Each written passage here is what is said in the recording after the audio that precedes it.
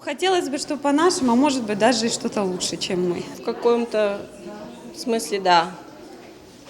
Мне кажется, все равно то, что дома воспитывается, это из поколения в поколение переходит. Именно по специальности нет, а вот то, что я хотела бы, допустим, я хотела быть врачом. Я хотела бы, чтобы мои дети, хоть кто-нибудь из сыновей был врачом.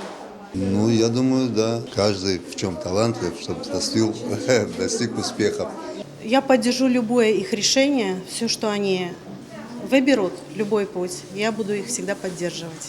Нет, я хочу, чтобы мои дети были счастливыми, чтобы у них было возможности больше проявить и раскрыть свой потенциал, а он у них есть. Я бы хотела, чтобы они стали хорошими людьми. Согласилась бы с любым их решением. Дать детей, наверное, тем, кем хотят они. Ну, хотелось бы, но, наверное, каждый делает свою жизнь, свою тропу находит сам. От того, что дадут родители. Как мне нравится, творческими, а что выберут дети, это уже второе. Ну да, желательно. Олар кем должны быть?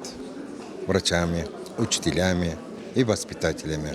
Вот их главное, чтобы их дети тоже воспитались, как они. У нас семья очень хорошая, нормальная. И чтобы все мои внуки были нормальными детьми. И еще хочу, чтобы мои внуки все были такими же, как мои дети. Наверное, нет. Они сами себе выбрали. Но не культуру, конечно. Потому что культура, она...